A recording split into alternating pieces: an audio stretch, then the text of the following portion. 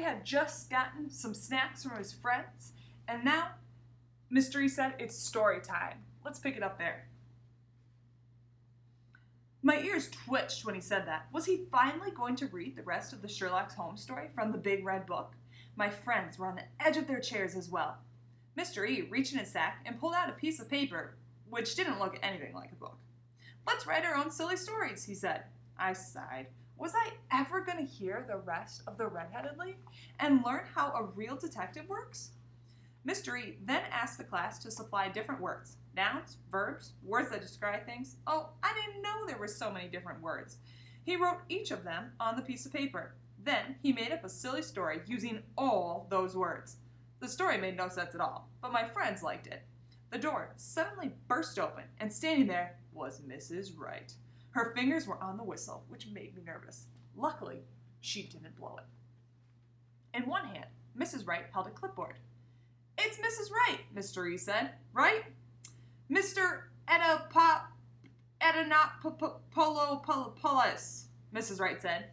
"I'm co-chairperson of the School Safety Committee. I understand there have been injuries in the classroom." "A little accident," he said. "Kids will be kids."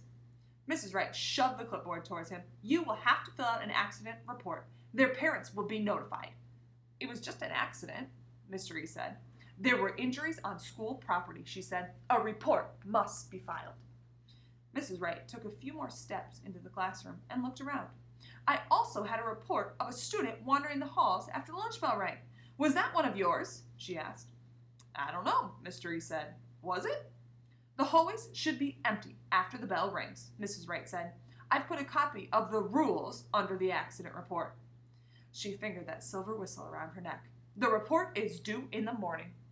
I was really worried that she was about to blow the whistle. Instead, she turned and walked out of the door. I was glad to see her go, but I was also glad to see that someone was concerned about my classmates besides Og and me. In the afternoon, I dozed through some other kind of game, but I woke up when I heard Mr. Morales' voice. It's always important to listen to what the principal has to say. I darted out of my sleeping hut and saw him in front of the class, holding a piece of paper. "Class, I just received a note from Mrs. Brisbane that she wanted me to share with you all," he said. "Did you hear that, Og?" I squeaked at the top of my lungs. "A note from Mrs. Brisbane!" Og splashed wildly, and so I guess he heard. The note says, "Dear class, I miss you all, and I miss Longfellow School. I miss being home too, but the good news is that they say I'll be up on my feet and dancing before long. It's funny to think that this all came about because of Humphrey. Please listen to Mr. E and make me proud of you. Your teacher, Mrs. Brisbane." This all came about because of Humphrey.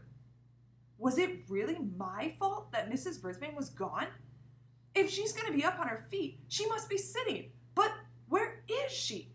Why would she leave her class to go dancing? I'd never seen her dance before.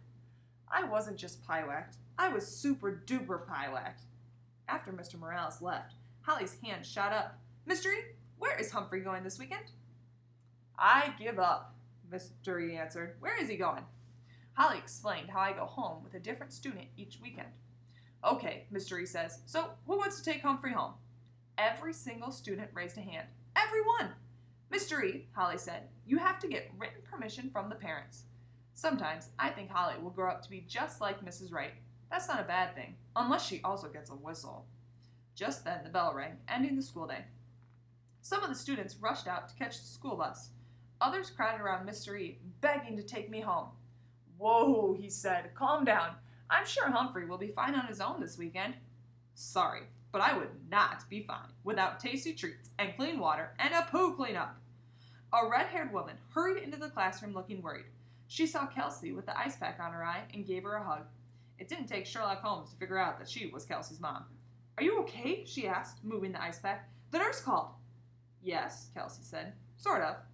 "Wow, you're going to have a black eye," her mom said. "Mom, could we bring Humphrey home for the weekend?" Kelsey asked. I rushed to the front of my cage to hear what Mrs. Kirkpatrick had to say. "Humphrey? Oh, little Humphrey? Well, sure, why not? He'll help take your mind off your eyes," she replied. Mystery came over and introduced himself and said he'd be very grateful if she'd take me home.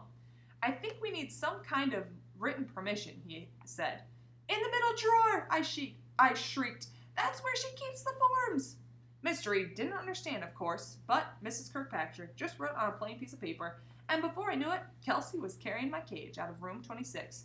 Sorry, bye, have a nice weekend, I shouted. Boing, boing, boing, he said. It was a slightly sad boing. I always feel guilty when I go away for the weekend and leave Og behind. But that Friday, I felt absolutely rotten.